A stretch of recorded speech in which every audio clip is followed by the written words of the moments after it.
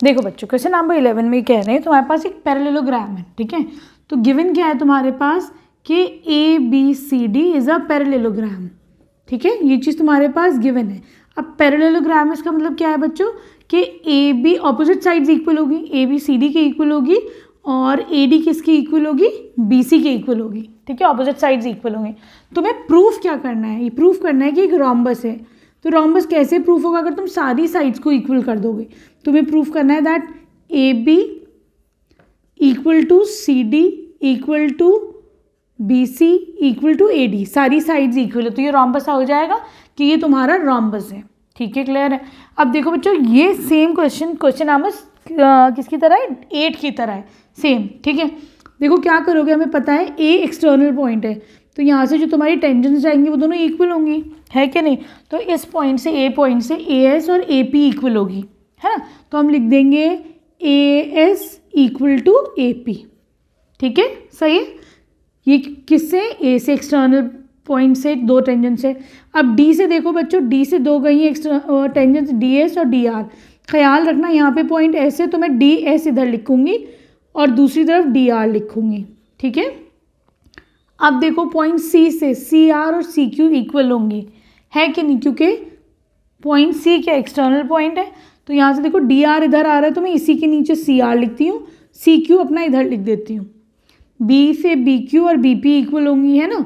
तो मैं क्या करती हूँ, CQ के नीचे BQ लिखती हूँ और BP इधर लिख देती हूँ, ठीक है। क्या करोगे, अब सबको ऐड कर लो, ठीक है। अब सबको ऐड कर लेते हैं, एडिंग ऑल ऑफ देम।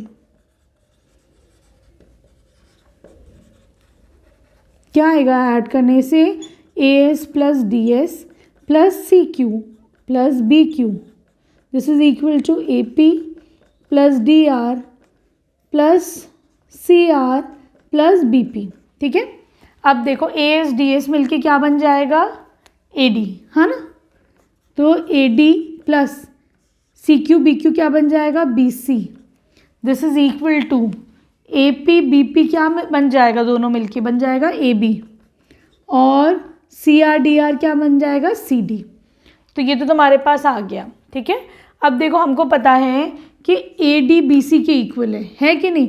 तो मैं इसको ट्वाइस ऑफ AD लिख दूँ और AB CD के इक्वल है, इसको मैं ट्वाइस ऑफ AB लिख दूँ, ठीक है बच्चों, है कि नहीं।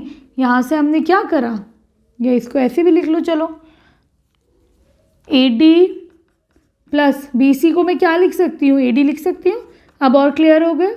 AB प्लस CD क्या है, AB के इक्वल है, इसको भी AB लिख लो। तो this is equal to twice of AD is equal to twice of AB, है ना, ठीक। अब तो सब समझ में आ ही गया होगा, है ना। अब तो बस हो ही गया हमारा पूरा क्वेश्चन। तो देखो यहाँ से क्या करेंगे हम, ट्वाइस से ट्वाइस को कैंसिल आउट कर लो, क्या बचा, AD is equal to AB, ठीक है। हमको ये है ना, ठीक है बच्चों। अब जब ये आ गया कि AD AB के इक्वल है तो ये सारी साइड्स इक्वल हो गई, hence AB is equal to BC is equal to CD is equal to AD, है ना। This implies that ABCD is a rhombus, ठीक है। अब आ जाओ इसके 12th क्वेश्चन पर।